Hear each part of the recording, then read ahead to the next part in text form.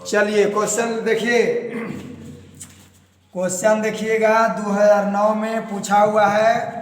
2009 के आप question paper पढ़िए और एक एक करके आंसर बताते चलिए। पहला क्वेश्चन लिखिएगा, पहला देखिए है, किसके लिए हिमांक का अवनमन अधिकतम होगा। पहला क्वेश्चन है, किसके लिए हिमांक का अवनमन अधिकतम होगा। लिखिए, बताइए आंसर। आंसर में ए में दिया हुआ है K2SO4, बी में दिया हुआ है NaCl, सी में दिया हुआ है यूरिया और डी में दिया हुआ है ग्लूकोज। बताइए, देखिए आंसर है K2SO4। आप भारतीय भवन के किताब में पढ़िएगा तो क्वेश्चन नंबर 5 में ये क्वेश्चन दिया हुआ है। चलिए दूसरा क्वेश्चन लिखिएगा, क्वेश्चन नंबर 2 लिखिएगा। प्रथम कोटि के अभिक्रिया के लिए, क्वेश्चन नंबर देखिए 2 है, प्रथम कोटि के अभिक्रिया के लिए वेग स्थिरांक की इकाई क्या होता है। आंसर में देखिएगा ऑप्शन ए में है समय, इन्वर्स बोलते हैं इसको। बी में देखिए है मोल, लीटर इन्वर्स, सेकेंड इन्वर्स। सी में दिया है लीटर, मोल इन्वर्स, एस इन्वर्स और डी में दिया है लीटर, मोल इन्वर्स, एस इन्वर्स। जल्दी बताइए कौन होगा, बताइए जल्दी। समय। हाँ तो बने आंसर कौन होगा। चलिए तीसरा क्वेश्चन लिखिएगा, H3PO3 क्या है। H3PO3 क्या है, जो हम गैस करके दिए हैं, अगर उसको पढ़ लिए होंगे तो बन जाएगा। H3PO3 क्या है, कोई दिक्कत नहीं है, मोबाइल गिर गया है, टेंशन नहीं लेना है कि नहीं। लेकिन हम नया लेते हैं, कैसे तोड़ दिए सर। देखिए अगला क्वेश्चन है, क्वेश्चन पढ़िएगा तीसरा नंबर में 2009 का ऑब्जेक्टिव चल रहा है। H3PO3 क्या है। आंसर देखिए है पहला है आंसर एक भास्मिक अम्ल। ये कन्फर्म है कि गलत आंसर है। दूसरा देखिए बी में क्या दिया ऑप्शन, बी में दिया है द्विभास्मिक अम्ल और सी में दिया है त्रिभास्मिक अम्ल और डी में दिया है इनमें से कोई नहीं। बोलिए, अच्छा से बोलिए, याद नहीं रहेगा तो नहीं बोलिएगा। क्वेश्चन अगर नहीं पढ़े ऑब्जेक्टिव तो आप देखिएगा, गेस क्वेश्चन हम जो दिए हैं, देखिए इसका आंसर क्या होगा, द्विभास्मिक अम्ल। जैसे मास्टर गलत पढ़ा रहा है ऑब्जेक्टिव, वैसे तुम लोग ने करना जी। लिख लिए आंसर क्या होगा, द्विभास्मिक अम्ल। Answer number B. चलिए क्वेश्चन नंबर, आइए आप क्वेश्चन नंबर कितना 4 में सोच समझ करके बनाइएगा तब बोलिएगा। कह रहा है कौन संक्रमण धातु का आयन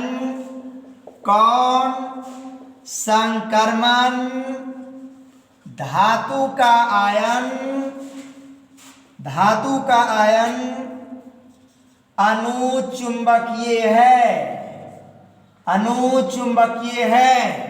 ऑप्शन ए में है CO पर पावर 2 प्लस, बी में है NI पर 2 प्लस, सी में है CU पर 2 प्लस और डी में है ZN पर 2 प्लस। आप कमेंट करके जल्दी बताइए कि 4 नंबर का आंसर कौन है। अब आप गौर करके निकालिए जल्दी कौन होगा। 2009 का क्वेश्चन बैंक है।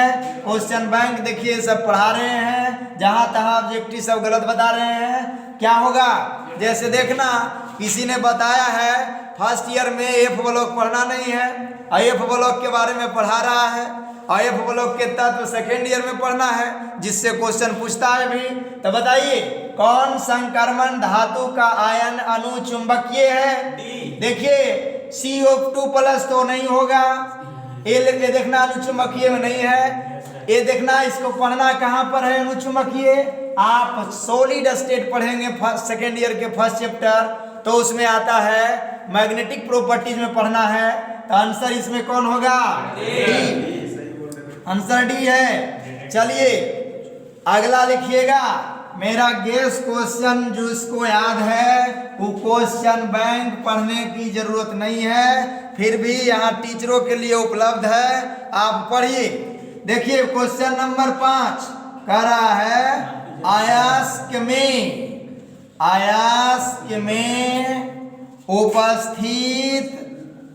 उपस्थित अशुद्धि को क्या कहा जाता है? क्या कहा जाता है?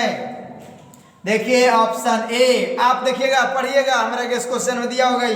पहला है फ्लक्स, पहला क्या है? पहला है फ्लक्स। और बी में क्या है? बी में है गैंग, समझे? और सी में क्या है? सी में है स्लैग। और डी में क्या है? डी में है मिश्र धातु। बताइए जल्दी कौन होगा? देखिए डिफिनेशन याद रखिए, अयस्कों में उपस्थित अशुद्धियों को गैंग कहा जाता है। तो आंसर कौन होगा? बी होगा, गैंग। लिखिए जल्दी, मिटावे। अगला क्वेश्चन लिखिएगा। अगला क्वेश्चन देखिए जो चैप्टर पढ़ा रहे हैं कोऑर्डिनेशन कंपाउंड से है। क्वेश्चन बैंक 2009 चल रहा है।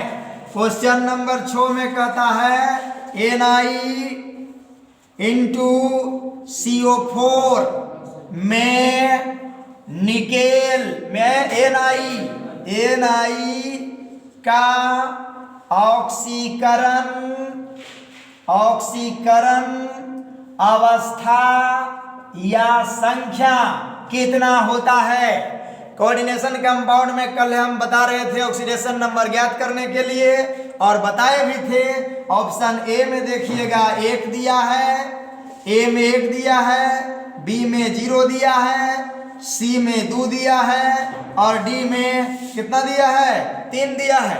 बोलिए जल्दी, 1 0 2 या 3? हमने बताए थे कल कि Na इंटू CO4 में Na का ऑक्सीकरण संख्या कितना होता है, उसको आप ध्यान दीजिए। आप क्वेश्चन इसका मतलब ऑब्जेक्टिव नहीं पढ़े हैं। आंसर कौन होगा? आंसर कौन होगा? बी होगा, बी 0। मेरा स्केच घसक गया तो दिमाग घसक गया। आंसर क्या होगा? 0। चलिए अगला क्वेश्चन है। देखिए पहले सिलेबस था कुछ कम, ऑब्जेक्टिव पहले पूछता था 10 गो और फिर 11 गो पूछता था 2-2 नंबर के, और फिर पूछता था 5 नंबर के। पहले देखिए क्वेश्चन कह रहा है 7 नंबर, कौन सी दवा बुखार को कम करता है? कौन सी दवा बुखार को कम करता है? आप दिमाग लगाइए जल्दी। देखिए पहले ऑप्शन देखिए, पहला है एनाल्जेसिक, एनाल्जेसिक जो दर्द में काम करता है। बी देखो क्या है, एंटीबायोटिक्स, इसका काम क्या है, हर प्रकार के बीमारी में ही काम कर देगा। और सी में क्या है, एंटीपायरेटिक, एंटीपायरेटिक। और डी में देखिए क्या है आंसर, ट्रैक्विलाइजर। डी में क्या है, ट्रैक्विलाइजर। बोलिए आंसर कौन होगा, हमारा गेस में भी दिया हुआ है, आप गौर कीजिए कौन होगा। Antipyretic is a main medicine, यानी जो काम करेगा, दवा ऐसा है कि बुखार को कम करता है। तो आंसर क्या होगा, एंटीपायरेटिक। चलिए क्वेश्चन नंबर आइए आप 8, क्वेश्चन नंबर 8 पर चलेंगे आप। क्वेश्चन नंबर 8 में देखिए एक चैप्टर पूरा 2009 के खत्म होते जाएगा। क्वेश्चन नंबर 8 में बता रहा है मिथाइल एमीन, मिथाइल एमीन बनाया जा सकता है, बनाया जा सकता है। बताइए मिथाइल एमीन बनाया जा सकता है। ऑप्शन ए में है WURTZ, जिसको बोर्ज अभिक्रिया बोलते हैं, अभिक्रिया द्वारा। दूसरा कौन है, बी में देखिएगा हाफमैन ब्रोमाइड अभिक्रिया द्वारा, अभिक्रिया द्वारा। और सी में देखना है फ्राइडल क्राफ्ट्स अभिक्रिया द्वारा, अभिक्रिया द्वारा। और डी में है, डी में क्या है, डी में है कोलवे अभिक्रिया द्वारा। बोलिए आंसर कौन है, आप पढ़िए बढ़िया से। क्वेश्चन जो हमने दिया है गेस करके, उसमें देखना दिया होगा, इसका मतलब घर पर कोई नहीं पढ़ रहा है। आंसर कौन होगा, हाफमैन ब्रोमाइड अभिक्रिया। देखिए गौर करके क्वेश्चन बैंक जो हमने क्वेश्चन दिया है उसमें इसका आंसर दिया हुआ है। फिर आप लोग नहीं पढ़ेंगे तो फिर कहेंगे कि गलत बन रहा है आंसर। आप लोग देखते होंगे बाजार में कैसे चल रहा है ऑब्जेक्टिव, शर्म नहीं आता है, बच्चे के साथ धोखा दे रहा है, ऑब्जेक्टिव गलत पढ़ा रहा है। पहले तो सुने थे एक मास्टर था, लेकिन अभी 2-3 को गलत पढ़ा रहा है, लगातार लाइव दे रहा है और गलत पढ़ा रहा है। आप लोग जानते होंगे सब, ऐसा बात नहीं है। हम देखिए डायरेक्ट विद्यार्थी के बीच में पढ़ा रहे हैं। हो गया आंसर? आप देखिएगा आगे इसमें क्वेश्चन नंबर 9, क्वेश्चन नंबर 9 देखिए, और थोड़ा सा गेस क्वेश्चन के आंसर से संतुष्ट नहीं रहिएगा, क्योंकि उसमें आपको क्वेश्चन का आंसर कुछ गलत रहता है। अब आइए क्वेश्चन नंबर 9 में कह रहा है अल्काइल हैलाइड, अल्काइल हैलाइड को अल्कोहल में बदला जाता है, अल्कोहल में बदला जाता है। गौर कीजिए क्वेश्चन में, देखिए ऑप्शन, क्वेश्चन देखिए अल्काइल हैलाइड को अल्कोहल में बदला जाता है किसके द्वारा? तो आप ऑप्शन देखिएगा, ये में है क्या है, ये में योगात्मक अभिक्रिया द्वारा, योगात्मक अभिक्रिया द्वारा। और बी में देखिए क्या है, विस्थापन अभिक्रिया द्वारा। और सी में देखिए क्या है,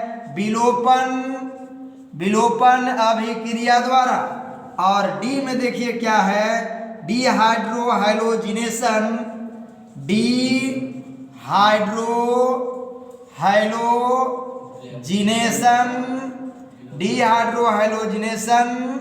अभिक्रिया द्वारा।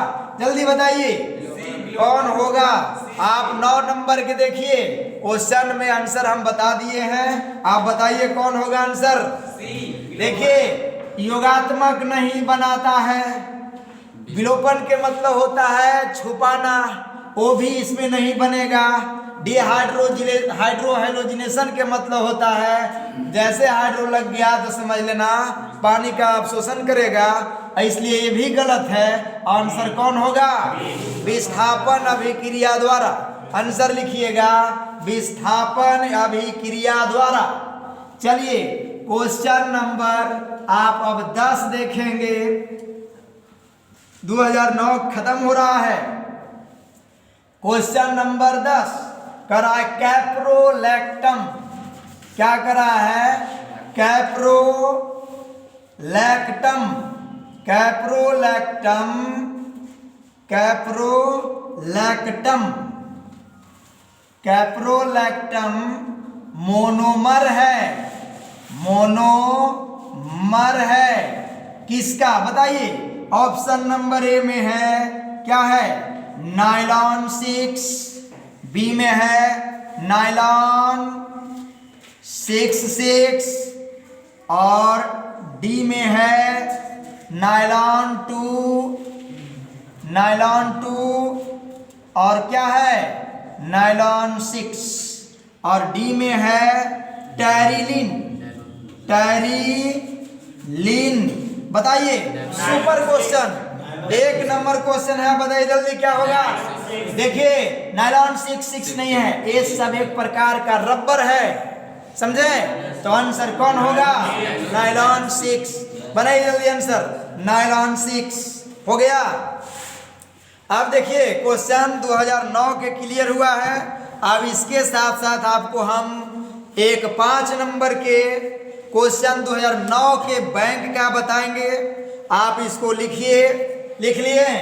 चलिए शॉर्ट क्वेश्चन छोड़िए, आज लॉन्ग पढ़िए, क्योंकि लॉन्ग से डर रहा है सारा विद्यार्थी। क्वेश्चन लिखिएगा। निम्नलिखित के लिए क्वेश्चन VVI लिखिए। क्वेश्चन लॉन्ग में क्वेश्चन नंबर 15 2009 का करा है निम्नलिखित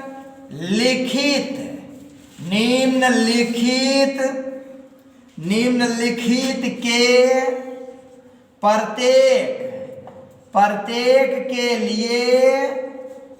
प्रत्येक के लिए एकक उदाहरण दें।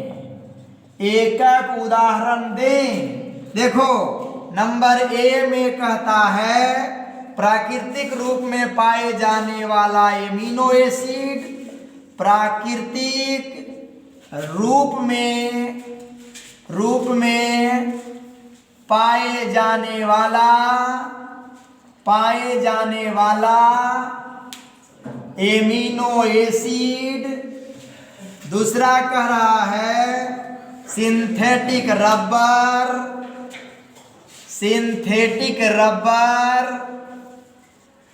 और सी में कह रहा है संघनन बहुलक। क्वेश्चन अभी है जी संघनन बहुलक।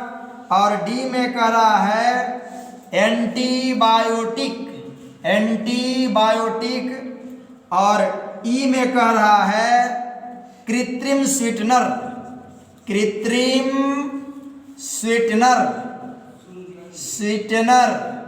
समझे? इसको मीठा करने वाला भी बोलते हैं। किसी भी प्रकार के अगर जल का मीठा पाठ बनाएंगे तो इसको डालेंगे तो हो जाएगा। क्या बोलते हैं इसको? मीठा करने वाला। अब बोलिए आंसर। क्वेश्चन हो गया। क्वेश्चन देखिए करा निम्नलिखित के प्रत्येक के लिए एकक उदाहरण दें।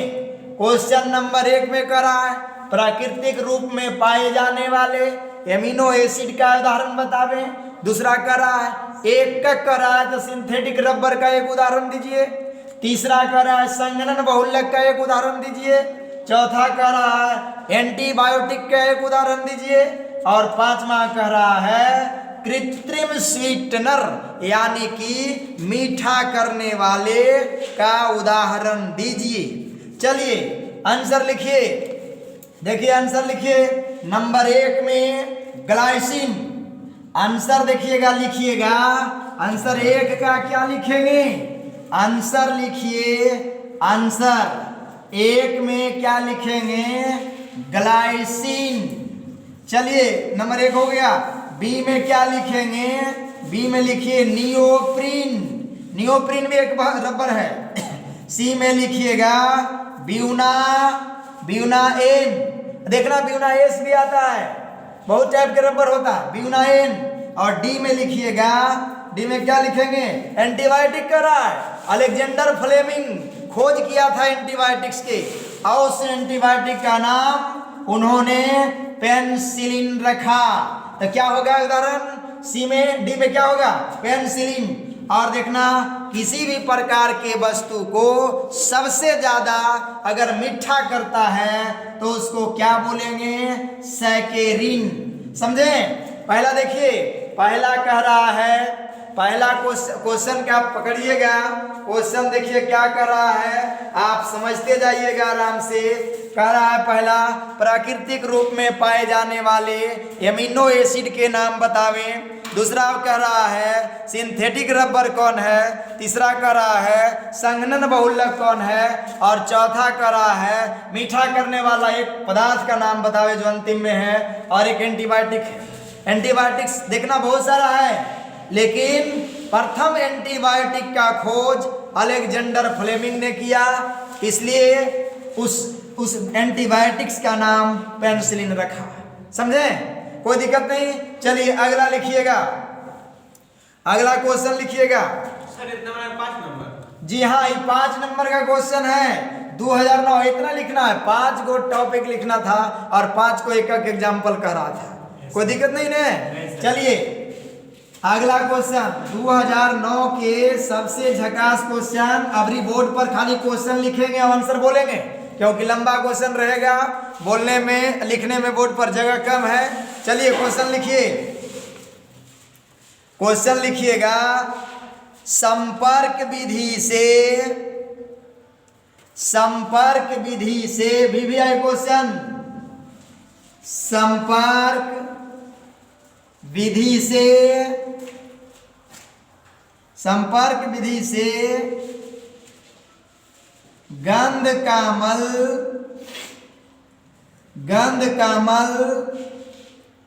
उत्पादन के सिद्धांत को समीकरण के साथ उल्लेख करें। और इसमें क्वेश्चन है SO4 पर डबल नेगेटिव आयन का परीक्षण करें। क्वेश्चन देखिए है, आप सोचिए, संपर्क विधि से गंध का मल उत्पादन के सिद्धांत को समीकरण के साथ उल्लेख करें तथा SO4 पर डबल नेगेटिव आयन का परीक्षण करें। चलिए आंसर लिखिएगा। थोड़ा सा लंबा क्वेश्चन है, लेकिन रिएक्शन हम लेते जाएंगे। आंसर लिखिएगा, संपर्क विधि द्वारा H2SO4 का उत्पादन। आंसर लिखिएगा, संपर्क विधि द्वारा H2SO4 का उत्पादन लिख के डाल दीजिए। और लिखिएगा इसमें SO2 और O2 के मिश्रण को पीटी उत्प्रेरक की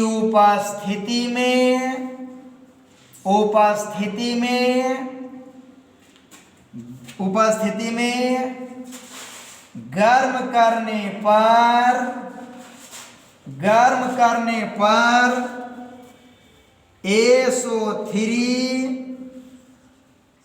प्राप्त होता है। SO3 प्राप्त होता है, जिसे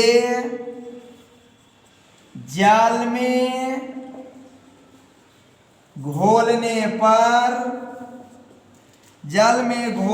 पर H2SO4 प्राप्त होता है, H2SO4 प्राप्त होता है।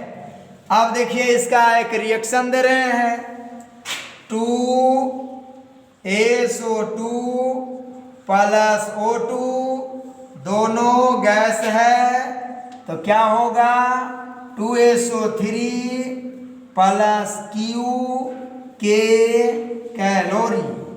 और एक इसमें आएगा SO3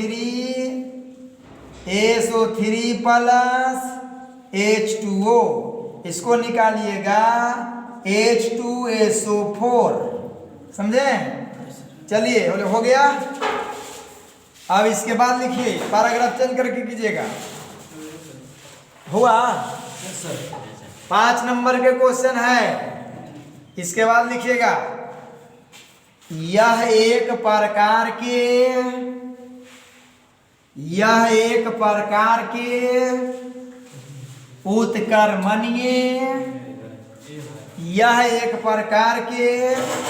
उत्कर्मणीय और ऊष्माक्षेपी अभिक्रिया है।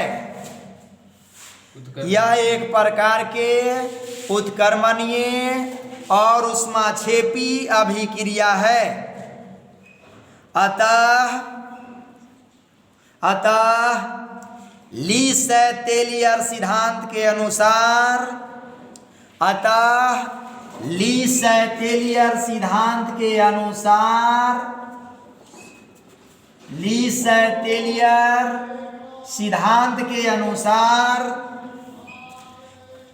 H2SO4 के उत्पादन के लिए 450 डिग्री सेल्सियस से 550 डिग्री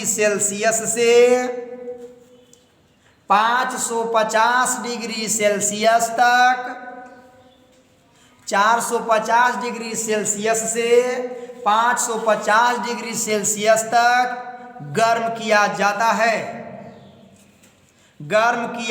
है तथा इसका अधिकतम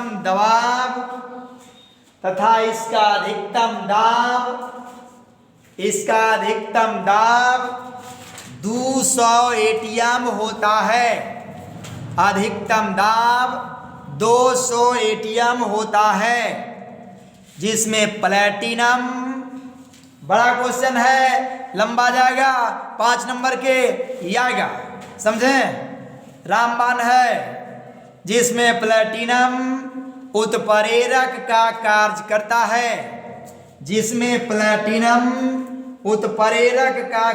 करता है। अब देखिए इसमें एक और रिएक्शन दे देते हैं, जिससे निकलेगा आपको ओलियम, है ना? देखिए इधर ऑब्जेक्टिव में भी पूछता है कि ओलियम का सूत्र बतावे, तब आप यहाँ गौर कीजिए, टेंशन नहीं लीजिए, आप लोग का भी फोटो आएगा, इसमें टेंशन नहीं लेना है। H2SO4 प्लस SO3 ओलियम का सूत्र निकालना है। क्या लिखेंगे? H2, है ना? अब जोड़िए, S कितना है? एक S यहाँ, एक S यहाँ, H2S2, O कितना हुआ? 7। ये किसका सूत्र हो गया? ओलियम। लिखिए जल्दी, रिएक्शन दीजिए जल्दी उसमें। H2S2O7 रिएक्शन किया किससे? सल्फ्यूरिक एसिड और SO3 के बीच। अब देखिए क्या यहाँ लिखेंगे, SO3 दूसरा क्वेश्चन उसमें था, SO4 पर डबल निगेटिव आयन का परीक्षण, यही नहीं जी, आयन का परीक्षण। चलिए ये लिखना है, ये ज्यादा लंबा नहीं है, लिखिए, बोले, लिखिए, बेरियम एवं लेड बेरियम एवं लेड के घुलनशील लवण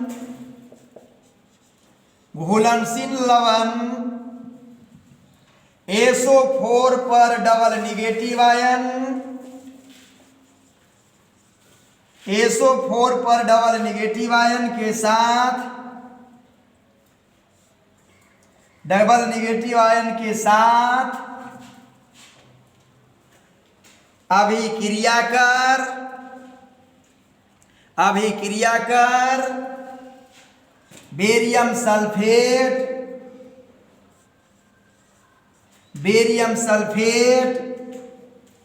एवं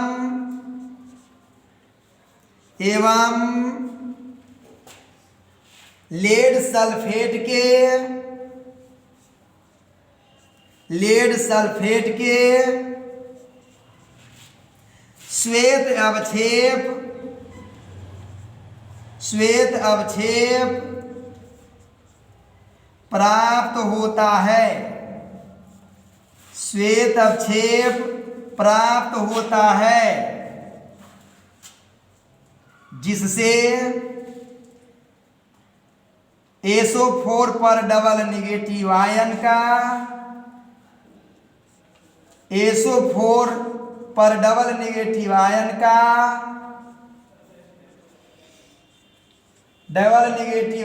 का परीक्षण होता है, डबल निगेटिव आयन का परीक्षण होता है। लिख लिया। अब आप इसको गौर कीजिएगा और रिएक्शन दिया हुआ है यहाँ से, आप ये दोनों रिएक्शन लिखिए। रिएक्शन कर रहा है बेरियम क्लोराइड किससे? सल्फ्यूरिक एसिड से। निकल रहा है बेरियम सल्फेट और हाइड्रोक्लोरिक। इसमें देखिए CH3COO इंटू 2Pb रिएक्शन कर रहा है H2SO4 से, तो निकल रहा है PbSO4। और देखना ही तो तुम लोग के बतावल है एसिड। जब हम पढ़ा रहे थे, क्या पढ़ा रहे थे? Acid, carboxylic acid, aldehyde, ketone and carboxylic acid के जब चल रहा था तो उसमें देखना। चलिए, हो गया? नहीं सर, नहीं हुआ?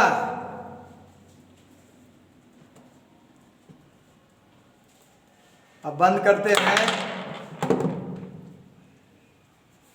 अब आंसर जितना बता दिया हूं उतना उसको आप लोग जरूर याद रखिएगा, समझें? याद नहीं रहेगा तो मामला गड़बड़ा जाएगा। जितना जल्दी आप याद रखेंगे उस सबसे सही रहेगा। और देखिए गलत पढ़ा रहा है यहाँ, आप नवादा में देखिए ऑब्जेक्टिव पढ़ा रहे हैं, सारे के सारे क्वेश्चन गलत है। आप लोग ध्यान दीजिए।